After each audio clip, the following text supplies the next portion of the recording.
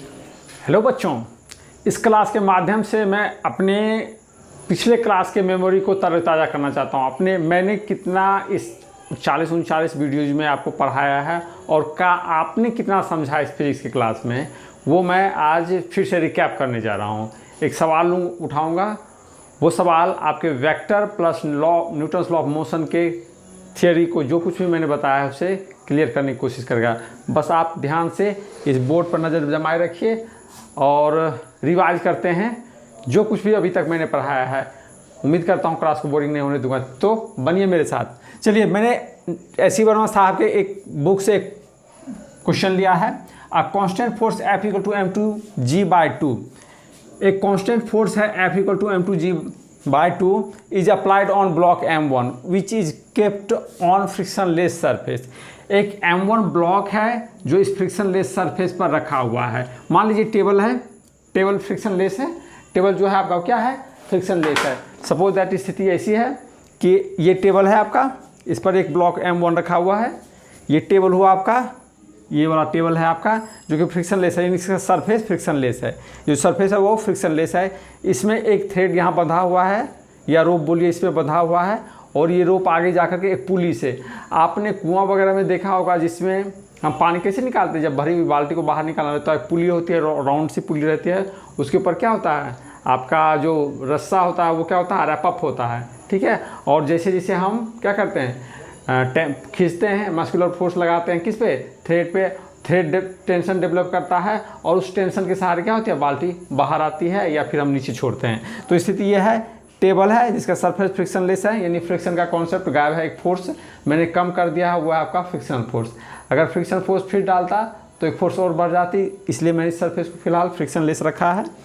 Smooth है surface. ये block m1 है, इसमें एक रस्सी बंधी हुई है जो यहाँ पर पुली में जाकर के नीचे गिर रही है और पुली का दूसरा जो ये थ्रेड का जो दूसरा हिस्सा है वो m2g के साथ बंधा हुआ है। एक कांस्टेंट फोर्स, कांस्टेंट फोर्स का मतलब क्या, मैग्नीट्यूड और प्लस डायरेक्शन दोनों कांस्टेंट। कांस्टेंट फोर्स में बोल रहा हूँ, यानी वेक्टर को कांस्टेंट बना रहा हूँ, इसका मतलब क्या, उसका मैग्नीट्यूड और प्लस डायरेक्शन दोनों को मैं क्या कर रहा हूँ, कांस्टेंट कर रहा हूँ। तो पहले मैग्नीट्यूड कांस्टेंट करते हैं m2g/2, यानी mass of the 2 into g, acceleration due to gravity से मल्टीप्लाइड है बाई 2 किया हुआ है। ये हो गया इसका मैग्नीट्यूड जो कि कांस्टेंट है। और डायरेक्शन किधर है, आपका इस तरफ डायरेक्शन है। इतनी केस आप समझे, इतना केस आप अगर समझ गए तो आप देखिए, string and pulley are light. ये जो स्ट्रिंग है, ये जो रोप या धागा है, ये लाइट है। लाइट का मतलब है कि स्ट्रिंग मास लेस है, उसमें कोई भी मास नहीं है। ये कि आइडियलाइज्ड कंडीशन है, जबकि ऐसा संभव नहीं, कोई भी चीज़ मास लेस प्रैक्टिकल लाइफ में संभव नहीं है। फिर भी चीज़ों को सिंपलर, आपके 11th 9th 12th या जो भी आप एग्ज़ाम दे रहे हैं उसके लिहाज से अगर मैं सब कुछ देते जाऊँ, प्रैक्टिकल चीज़ों को बनाऊँ, तो ये चीज़ें काफ़ी कॉम्प्लेक्स हो जाएगी। इसलिए आपके लेवल में ये स्ट्रिंग क्या क्या गया है, मासलेस। एक आइडियलाइज कंडीशन, आदर्शवादी स्थिति है कि ये स्ट्रिंग मासलेस है, इस स्ट्रिंग में कोई भी मास नहीं है। और ये पुली जो है वो भी मासलेस है। आप जानते हैं लोहा का भारी भरकम पुली के ऊपर ये थ्रेड रहता है प्रैक्टिकल लाइफ में, लेकिन यहाँ पर माना गया कि पुली भी क्या है, आपका मासलेस है। मासलेस मानने का एक कारण ये होता है कि अगर इसको आप मासलेस मान रहे हैं और इस पुली को मासलेस मान रहे हैं, तो एक धागा या एक थ्रेड से जो बंधा हुआ जो पूरा बॉडी है, उसमें जो टेंशन है वो कांस्टेंट होगा, एक ही जैसा होगा। अगर इसमें और इसमें दोनों में अगर आप मास दे देते हैं, यानी थ्रेड में या रोप को भी मास देते हैं, पुली को भी मास देते हैं, यानी प्रैक्टिकल चीज़ बनाते हैं जो रोज़मर्रा के जीवन में हम यूज करते हैं, रस्सी धागा में मास होता है और जो कुआं में पुली बंधा हुआ है उसमें भी मास होता है, तो हर एक पॉइंट पर टेंशन बदल जाएगा। ये थ्रेड के हर एक पॉइंट पर क्या होगा, अलग अलग टेंशन होगा उस स्थिति में। लेकिन अगर रस्सी और पुली दोनों को मासलेस बना देते हैं तो इस पूरे थ्रेड में जो है टेंशन, कांस्टेंट टेंशन डेवलप रहेगा। ये है मेरा इरादा, ठीक है। चलिए, आप चीज़ों को समझ गए हैं। m1 टेबल पर रखा हुआ है, जो टेबल क्या है, फ्रिक्शनलेस है। ये थ्रेड पुली के ऊपर से क्रॉस किया है और m2 क्या कर रहा है, हैंग कर रहा है, नीचे है। इस पर एक फोर्स कांस्टेंट इधर लग रहा है। इतना चीज़ आप समझ गए। अब करना क्या है, what will be the acceleration of m1 और m2 का क्या एक्सेलरेशन है वही हमें निकालनी है। चलिए ठीक है, इसे मैं सॉल्यूशन ना कह करके डिटर्मिनेशन बोलूँगा कि क्या चीज़ है ये और कितनी गहराई से मैंने जो वेक्टर की classes law of Newton's motion आपको पढ़ाया वो आप कितने अच्छे से समझे, वही हम यहाँ पर डिस्कस करने वाले हैं। तो चलिए शुरू करें। तो वेक्टर तो समझ में आ गया कि मैंने आपको वेक्टर बताया। लॉ ऑफ मोशन में जब मैं पढ़ा रहा था तो मैंने आपको कहा था फ्री बॉडी डायग्राम बनानी है, पहले सिस्टम डिसाइड करना है, सिस्टम पर लगने वाले सारे फोर्सेस डिसाइड करने हैं, उन सारे फोर्सेस को उस सिस्टम पर क्या करेंगे हम ड्रॉ करके दिखाएंगे, और जब इतना काम हो जाएगा तब हम लिखेंगे F = ma। F = ma मेरा रामबन इलाज है, F = ma, और फिर आगे बढ़ेंगे। चलिए, तो ये सिस्टम में एक ब्लॉक M1 है और एक ब्लॉक M2 है, एक ब्लॉक M1 है एक ब्लॉक M2 है। तो दोनों पर कौन कौन से फोर्सेस लग रहे हैं पहले हम वो देख लेते हैं, और उसके बाद आगे का काम हम करेंगे। उसके बाद हम क्या करेंगे, आगे का काम करेंगे। तो चलिए पहले हम उठाते हैं M1 को। M1 को पहले उठाते हैं। चलिए मान लीजिए ये M1 है आपका, मान क्या लेंगे, है ही M1, ये M1 है आपका, टेबल पे रखा हुआ है M1। चलिए इस M1 पर लगने वाले सारे फोर्सेस पर हम विचार करते हैं, कितने तरह के फोर्स इस M1 पर लग रहे हैं और उन सब का डायरेक्शन किधर है वो हम देखेंगे। चलिए पहली बात तो ये जो सबसे पहले दिमाग में आती है, किसी भी बॉडी पर जो फोर्स लग रहा है वो ड्यू टू ग्रेविटी, और ड्यू टू ग्रेविटी क्या करती है, हमेशा डाउनवर्ड अपने तरफ खींचती है, यानी अर्थ हमेशा अपने तरफ किसी मास को पुल करती है, खींचती है। यानी ग्रेविटेशनल फोर्स जो होती है ऑलवेज अट्रैक्टिव होती है, अर्थ हमेशा अपने तरफ किसी पिंड को खींचती है, या कोई मास दूसरे मास को अपनी तरफ खींचता है। ठीक है, हम यहाँ पर बात करने जा रहे हैं अर्थ किस फोर्स से अपनी तरफ इसको खींच रहा है। तो पहला फोर्स है इस पर लगने वाला, कौन सा, M1 जी, किधर, डाउनवर्ड। समझने में कोई दिक्कत नहीं। दूसरा फोर्स, क्योंकि ये सरफेस पे रखा हुआ है, ये टेबल के सरफेस पे रखा हुआ है, वेट अ मिनट, ये टेबल के सरफेस पे रखा हुआ है M1, तो ये टेबल का जो सरफेस है इस पर कॉन्टैक्ट नॉर्मल फोर्स ऊपर लगाता होगा, कॉन्टैक्ट नॉर्मल फोर्स ऊपर लगाता होगा, तो इसको बोलिए N। दो फोर्स आपने डिसाइड कर दिया, दो फोर्स हो गया।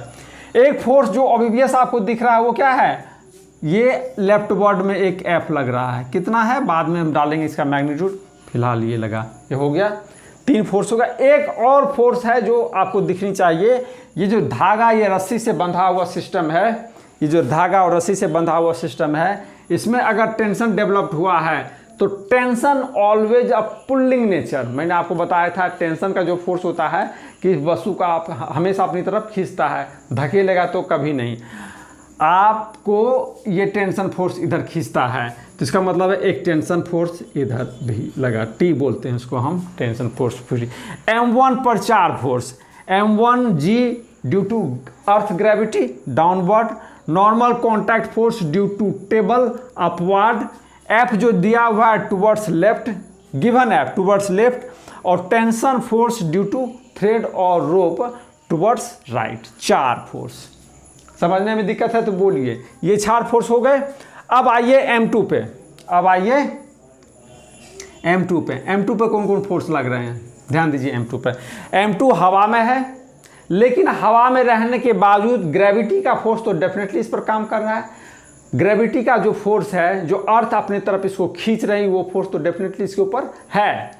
तो किधर है, तो डेफिनेटली ये क्या है, M2G डाउनवर्ड है, M2G डाउनवर्ड है।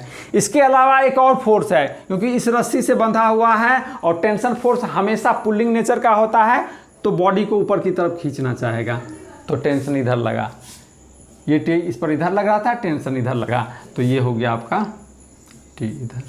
तो दोनों बॉडी पर, इस सिस्टम के 2 बॉडी M1 और M2 पर मैंने सारे एक्सटर्नल फोर्सेस दिखा दिए। इस पर 4 एक्सटर्नल फोर्स और इस पर 2 एक्सटर्नल फोर्स, इस पर 4 एक्सटर्नल फोर्स, इस पर 2 एक्सटर्नल फोर्स, इतना कर दिए। अब क्या करेंगे, ये था आपका फ्री बॉडी डायग्राम, ये है free body diagram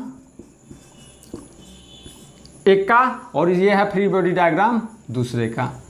free body diagram, free body diagram कुछ भी नहीं है, और diagram representing all external forces acting on the particle और पार्ट ऑफ द सिस्टम, ठीक है, और पार्ट ऑफ द सिस्टम। तो ये फ्री बॉडी डायग्राम M1 के लिए और ये फ्री बॉडी डायग्राम M2 के लिए। इतना काम आपने कर लिया। अब आती है सही काम करने की।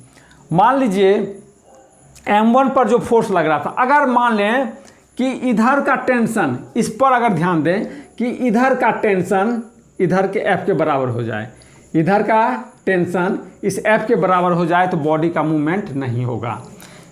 T अगर F के बराबर, देखिए आपको ये पता है कि ये जो M1 है वो कभी ऊपर या नीचे नहीं जाएगा, नीचे जाने का सवाल नहीं उठता है, क्योंकि ये तो टेबल के सरफेस पे रखा हुआ है, तो इसके नीचे जाने का कोई सवाल नहीं उठता है, क्योंकि ये टेबल के सरफेस पे रखा हुआ है। नॉर्मल कॉन्टैक्ट फोर्स ये ऊपर जाएगा नहीं, ऐसा कभी नहीं होगा कि नॉर्मल कॉन्टैक्ट फोर्स किसी को ऊपर की तरफ फेंक दे।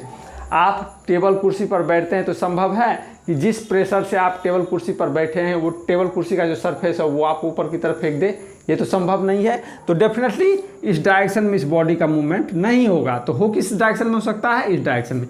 इस डायरेक्शन में बॉडी का मूवमेंट नहीं होगा, ये आप डिटर्मिनेशन कर चुके हैं। एनालाइजिंग बोलते हैं, इस चीज़ को एनालाइज करना बोलते हैं। सवालों को आप किस तरह से सोचते हैं प्रैक्टिकल लाइफ के साथ, इसे कहते हैं एनालाइजेशन। वो आपको धीरे धीरे प्रैक्टिस में लाना होगा कि आप चीज़ों को कैसे एनालाइज करते हैं। तो आप ये बात समझ गए हैं कि वाई एक्सिस यानी इस तरफ क्या है, ये बॉडी का मूवमेंट संभव नहीं है। तो संभव है इस तरफ बॉडी का मूवमेंट। अब इस तरफ बॉडी के मूवमेंट में बॉडी इधर M1 इधर जा रही है, ये M1 इधर जा रही है, वो कैसे डिसाइड करेंगे? आप इस केस में डिसाइड करें ना करें, आपका जो आंसर है जो आप सॉल्यूशन करके निकालेंगे वो आपको जरूर बता देगा कि M1 किधर जाएगा और M2 किधर जाएगा। लेकिन फिर भी आप अपने में डेवलप कीजिए, इस चीज़ को कैलकुलेट करें, एनालाइज करना सीखिए कि अगर T बराबर हो F के तो M1 एट रेस्ट, अगर T बराबर हो जाए F के तो M1 एट रेस्ट। ठीक है, कहने का मतलब if T equals F then क्या M1 एट रेस्ट, ये होगा या नहीं होगा? बोलिए। अगर T और F बराबर हो जाए तो M1 क्या हो जाएगा? रेस्ट में हो जाएगा। M1 का मूवमेंट तो होगा ही नहीं। क्यों नहीं होगा? क्योंकि ये फोर्सेस आपस में क्या कर जाएगा? काउंटर बैलेंस कर जाएगा, और ये फोर्सेस तो काउंटर बैलेंस है ही, तो इसका मूवमेंट नहीं होगा। लेकिन एक और चीज़ है, अगर T F के बराबर हो जाए, इसका मतलब होगा T बराबर किसके हो जाए? M2G के बराबर हो जाए, M2G/2 के बराबर, क्योंकि F के बराबर क्या है? M2G, यानी T बराबर भी है M2G/2। अगर T बराबर M2G/2 हो जाए, यहाँ पर मैं लिख रहा हूँ M2G/2 हो जाए। देखिए, अगर T बराबर M2G/2 हो जाए तो ध्यान दीजिए, यहाँ पर हो जाएगा M2G/2, ऊपर M2G/2 और नीचे M2G, ऊपर M2G/2 बाय नीचे M2G। इसका मतलब है ज़्यादा नीचे फोर्स लगेगा M2 पर और ऊपर कम लगेगा, तो पक्का M2G नीचे जाएगा। मेरी बात समझ रहे हैं? देखिए एनालाइज करने का तरीका, अगर T बराबर F हो तो T की वैल्यू M2G/2, इतना आप समझे। अगर ऐसा होता है तो M1 रेस्ट में रहेगा, M1 का मूवमेंट नहीं होगा। पहला कंडीशन ये कि M1 का मूवमेंट नहीं होगा। लेकिन इसको, इस कंट्राडिक्शन को तोड़ेगा कौन? हमारे इस अजम्पशन को तोड़ेगा क्या? तोड़ेगा ये कि अगर T बराबर F बराबर M2G/2 तो M1 बराबर रेस्ट, इतना तो आपने एज्यूम कर लिया। लेकिन यही चीज़ अगर हम यहाँ डाल दें कि T बराबर M2G/2, तो आप देखिए इस बॉडी पर ऊपर का फोर्स नीचे के फोर्स से कम हो जाएगा, तो डेफिनेटली M2 क्या होगा? M2 क्या होगा? डाउनवर्ड जाना शुरू कर देगा। और जब M2 डाउनवर्ड जाएगा तो M1 का मूवमेंट पक्का ही पक्का है, क्योंकि ये जो दोनों बॉडी है आपस में T के साथ जुड़ा हुआ, एक रोप के साथ जुड़ा हुआ है। तो M2G जैसे ही जाए, M2 जैसे ही इधर जाएगा ये इधर जाएगा, ये जैसे ही इधर जाएगा ये इधर जाएगा। तो ये पक्का है कि ये condition not possible, this condition not possible. ये तो कंडीशन संभव नहीं है, ये कंडीशन आपका संभव है नहीं। ठीक है, तो इसका मतलब है ये जरा फोर्स जो है T हमेशा जो होगा M2G से बड़ा होगा। T क्या होगा? हमेशा M2G से, यानी T जो होगा हमेशा F से क्या होगा? बड़ा होगा। T हमेशा F से बड़ा होगा। मैं इसे यहाँ पर मिटा देता हूँ, जो अभी एजम्पशन में लिखा था आपको समझाने के लिए हटा देता हूँ। मैं यहाँ से इसे हटा देता हूँ और यहाँ से इसे हटा देता हूँ। ये मेरा एजम्पशन में था। इसका मतलब है कि बॉडी में मूवमेंट तो पक्का है, बॉडी में मूवमेंट तो पक्का है। चलिए मान लेते हैं कि आपका T ग्रेटर देन लेट, बिना किसी के T is greater than F, T is greater than F। T की जो वैल्यू है, मैग्नीट्यूड ऑफ जो टेंशन है वो एफ से ज़्यादा है, यानी टी एफ से ज़्यादा है, यानी ये फोर्स ज़्यादा हो जाएगा तो ये बॉडी क्या होगा, इधर सरकेगा। जब ये बॉडी इधर सरकेगा तो m2g डाउनवर्ड रहेगा, यानी ये बॉडी इधर जाएगी तो डेफिनेटली ये बॉडी क्या होगी, इधर जाएगी, क्योंकि एक ही रस्सी से बंधी होगी। तो ऐसा संभव नहीं कि जब इधर जाए तो ये इधर जाए, ये जब इधर जाए तो ये इधर जाए, संभव नहीं है। तो होगा क्या, ये बॉडी इधर खींचेगी तो ये बॉडी डाउनवर्ड जाएगी। इतना आप समझ गए। अब क्या करते हैं, हम एक्सिस चूज कर लेते हैं, एक्सिस को चूज कर लेते हैं। तो हम क्या करें, दोनों में देखिए एक्सिस दे देते हैं। हम क्या करते हैं, यहाँ पर एक्सिस चूज कर लेते हैं। इधर एक्स मानिए और इधर आप वाई मानिए, इधर एक्स मानिए और इधर वाई मानिए और यहाँ पर ओरिजिन मानिए, मान लीजिए ये है स्थिति। तो अगर इसके लिए आप फ्री बॉडी डायग्राम लिखते हैं, इसके लिए फॉर किसके लिए, m1 के लिए अगर लिखते हैं क्या, F equals ma vector form में, ये क्या है, वेक्टर फॉर्म में। फॉर m1 इस मास के लिए F इक्वल्स ma लिखते हैं। तो देखिए आप क्या क्या लिख सकते हैं, पूरा का पूरा लिख दीजिए, फोर्स जितना सारा लग रहा है सब लिख दीजिए, m1 पर लगने वाला सारा फोर्स क्या क्या लग रहा है, F लग रहा है प्लस कौन सा, T लग रहा है प्लस क्या लग रहा है, m1g लग रहा है plus normal contact force n लग रहा है। देखिए कुछ मैंने नहीं किया है, लेफ्ट हैंड साइड में F का मतलब है नेट एक्सटर्नल फोर्स, इस F का मतलब है net external force on m1। तो m1 पर कौन कौन फोर्स लग रहा है, तो एक F लग रहा है, दूसरा T लग रहा है, तीसरा m1g लग रहा है और चौथा n लग रहा है। इक्वलिटी का साइन डालिए और मास m1a लिखिए। मान लीजिए एक्सेलरेशन a से ये क्या कर रहा है, ट्रैवल कर रहा है, एक्सेलरेशन ए से क्या कर रहा है, इधर ट्रैवल कर रहा है, ठीक है। तो जब ये एक्सेलरेशन ए से इधर जाएगा तो डेफिनेटली एक्सेलरेशन ए से क्या होगा, डाउनवर्ड गिरेगा ये क्योंकि सेम रस्सी के साथ बंधा हुआ है, रस्सी फैलता भी नहीं है, ये ऐसा नहीं कि फैल रहा है रस्सी, एकदम अगर 2 मीटर की रस्सी है यहाँ से यहाँ तक तो ये हमेशा 2 मीटर ही रहने वाली है। तो आपका ये हो गया, ये क्या है, वेक्टर फॉर्म का इक्वेशन है। और मैंने आपको बताया था वेक्टर में each and every equation in vector form is also applicable in scalar form, यानी इस इक्वेशन को आप जिस डायरेक्शन में चाहें उस डायरेक्शन में क्या कर सकते हैं, प्रोजेक्ट करके लिख सकते हैं। तो लिखिए प्रोजेक्टिंग अलोंग किधर, x axis, projecting above equation along किधर, एक्स एक्सिस। एक्स एक्सिस में अगर लिखना शुरू कीजिएगा तो कैसे लिखिएगा, एक्स एक्सिस तरफ लिखिएगा तो क्या होगा, टी का एफ एक्स प्रोजेक्शन, तो ये क्या हो जाएगा, एफ एक्स।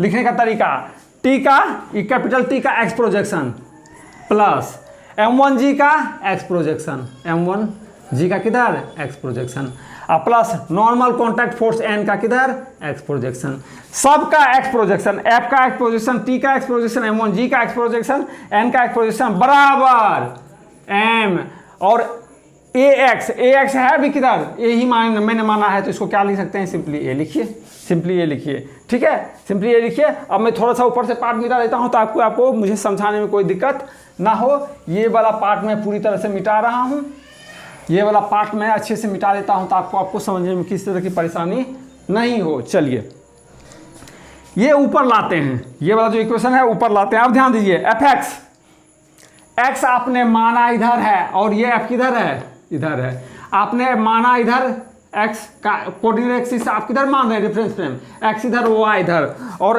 एफ एक्स निकालना है आपको, और एफ लग किधर रहा है, इधर लग रहा है। देखिए एक्स के जस्ट अपोजिट में लग रहा है, तो इसका मतलब है कितना होगा, ये माइनस एफ हो जाएगा, तो माइनस एफ हो जाएगा, सिंपल। देखिए माइनस एफ। अब आइए टी देखिए किधर है, टी देखिए, टी एफ इधर था, टी ऊपर है, तो ये है वाई की तरफ और आपको प्रोजेक्शन चाहिए एक्स की तरफ, y की तरफ है, प्रोजेक्शन चाहिए एक्स की तरफ। इसका मतलब क्या होगा, ये 0, कोई एग्जाम नहीं देगा n, क्योंकि कितना है 90 डिग्री पर है।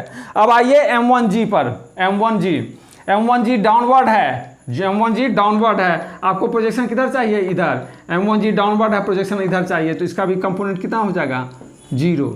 लास्ट बच गया nx क्या है, सॉरी tx, यहाँ पर तो tx था, सॉरी tx था, tx कितना है, देखिए t इधर है t, तो सिंपली यहाँ पर t, ठीक है। और ये m1gx ये 0 हो गया, और nx n किधर है, ये इसका प्रोजेक्शन आपको इधर चाहिए, तो ये भी 0 बराबर किसके, M1A, ठीक है। तो आपको क्या हो जाएगा, रखिए सब कुछ रखिए, इंप्लाइज दैट माइनस एफ की जगह पर कितना वैल्यू M2G/2, M2G/2, ठीक है। और ये हो गया आपका T, कहाँ गया T प्लस T बराबर किसके M1A कितना हो जाएगा M1 × A। आपको तो ये पता ही नहीं है तो इतना ही रखिए। ये हो गया आपका इक्वेशन फर्स्ट, ये क्वेश्चन आपका क्या हो गया फर्स्ट। चलिए हो गया।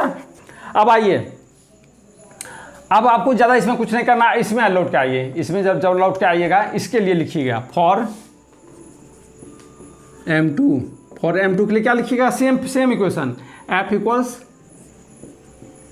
= MA। तो क्या कीजिएगा, इसमें अलोंग लिखिए, प्रोजेक्शन अलोंग किसके y एक्सिस, क्योंकि इसका जो दोनों फोर्स है वो y की तरफ आपका क्या कर रहा है, मूव मतलब अथी है आपका एक्ट कर रहा है। दोनों जो फोर्स है इस पर M2 पर जो दोनों फोर्स है उधर किधर है, एक T है y की तरफ और दूसरा है -y की तरफ। T है y की तरफ, दूसरा है -y की तरफ। तो इसलिए मैंने इसे लिखा है आपका y एक्सिस की तरफ। तो इस इक्वेशन पर लिखिए, तो क्या लिखिएगा, पहले तो फोर्स का पूरा इक्वेशन ही लिख लीजिए, पहले इसका पूरा इक्वेशन लिख लीजिए। फॉर M2 के लिए पहले लिख लीजिए, तब देखते हैं y में प्रोजेक्शन करेंगे क्या होगा। टोटल फोर्स कितना होगा, आप देखिए T है वेक्टर फॉर्म में प्लस M2G है बराबर किसके M2 × एक्सेलरेशन A पूरा लिख ही लीजिए ऐसे, ठीक है। अब देखिए अगर y की तरफ लिख रहे हैं इसको अलोंग y एक्सिस, इस इक्वेशन को ऊपर वाले इक्वेशन को अगर y के रिस्पेक्ट में लिख रहे हैं तब क्या हो जाएगा, y के रिस्पेक्ट में लिखिएगा तो T अलोंग y यानी T ही होगा। देखिए Ty यानी ये क्या हो जाएगा Ty प्लस M2G का y projection equals M2 × A का y प्रोजेक्शन, तो ये कितना हो जाएगा Ty। देखिए Ty मतलब T इधर ही है तो ये T हो गया, ठीक है। M2G डाउनवर्ड काम कर रहा है, हमको चाहिए किधर, उधर ऊपर की तरफ, डाउनवर्ड काम कर रहा है ऊपर की तरफ तक जाइए तो क्या हो जाएगा M2G होगा बराबर। अब देखिए एक्सीलरेशन बॉडी किधर एक्सीलरेट कर रही है, ए से बॉडी इधर एक्सीलरेट कर रही है, तो इसका मतलब है, और इसका चाहिए प्रोजेक्शन किधर ऊपर की तरफ, तो क्या हो जाएगा M2 -M2A हो जाएगा, -M2A हो जाएगा। तो ये हो गया आपका थर्ड इक्वेशन। तो अब देखिए ये इक्वेशन और इक्वेशन फ्रॉम 1 एंड थर्ड, मैं अब सारा चीज़ इधर से मिटा देता हूँ, इस सब की कोई अब जरूरत है नहीं। देखिए यहाँ से सारा चीज़ मैं मिटा रहा हूँ, यहाँ से मैं सब कुछ मिटा दे रहा हूँ ताकि आपको अच्छे से इलेबोरेट करके समझा पाऊँ। तो फ्रॉम 1 एंड कितना थर्ड, फ्रॉम 1 एंड थर्ड क्या है, देखिए 1 में क्या है -M2G/2 प्लस सॉरी ये तो T था ना, यहाँ पर -F तो डाल दिया, यहाँ पर तो T था, यहाँ पर ये T था, यहाँ पर T था, प्लस T बराबर किसके M1A के, ठीक है। और दूसरा इक्वेशन क्या है, ये तीसरा इक्वेशन क्या है T -M2G बराबर किसके -M2A के, ये दोनों इक्वेशन हो गया। अब दोनों एक दूसरे से माइनस कर दीजिए, तो इसका साइन माइनस हो जाएगा, इसका साइन प्लस हो जाएगा, इसका साइन प्लस हो जाएगा, ठीक है। तो क्या होगा, यहाँ से T का था क्योंकि हमको एक्सेलरेशन चाहिए तो T से T गायब हो गया। अब क्या बचा -M2G/2 और प्लस M2। ये सिर्फ सॉल्विंग ऑफ इक्वेशन का मामला है, ज़्यादा आप परेशान मत होइए। ये हो गया M1 प्लस M2 × A, ये उतना हो गया आपका। तो देखिए यहाँ पर कितना बचेगा, यहाँ पर बोलिए कितना बचा, यहाँ पर कितना बचा, यहाँ पर बचा आपका M2G/2 बराबर किसके M1 प्लस M2 × A, इतना बचा। इसी को जब ऊपर करके लिखिएगा, यहाँ पर मैं मिटा के लिखता हूँ इसको। आपके पास जो इक्वेशन आया है वो है M1 plus M2 times A equals कितना M2G/2 इतना निकला। तो A बराबर क्या निकला M2G/2 times M1 plus M2। तो ये ही एक एक्सेलरेशन है जिसको आपने निकाला। तो इसका मतलब है इतने मैग्नीट्यूड के एक्सेलरेशन से M2 डाउनवर्ड जा रहा है और इतने मैग्नीट्यूड के एक्सेलरेशन से M1 टुवर्ड्स द राइट जा रहा है। इस एक्सीलरेशन से m1 टुवर्ड्स राइट जा रहा है और इस एक्सीलरेशन से क्या हो रहा है, टुवर्ड्स डाउनवर्ड जा रहा है। अगर आप बॉडी का मूवमेंट इधर शो किए होते हैं और ये इसको ऐसे शो किए होते हैं, सपोज दैट अभी तो आपने निकाल लिया कि ये इससे निकलता, लेकिन अब मान लीजिए, मान के चलते कि बॉडी ये m1 इधर जा रही है और m2 ऊपर जा रही है, तब यही जो वैल्यू निकल के आती है तब निकल के आती है माइनस लगा हुआ m2g bye 2 times m1 plus m2, यानी तब साइन दिखाता है कि आपने जो कन्वेंशन किया था बॉडी के मूवमेंट का कि राइट जा रहा है m1 या लेफ्ट जा रहा है, वो साइन ऑफ जो एक्सेलरेशन ऑब्टेंड होता है वो आपको बताता है।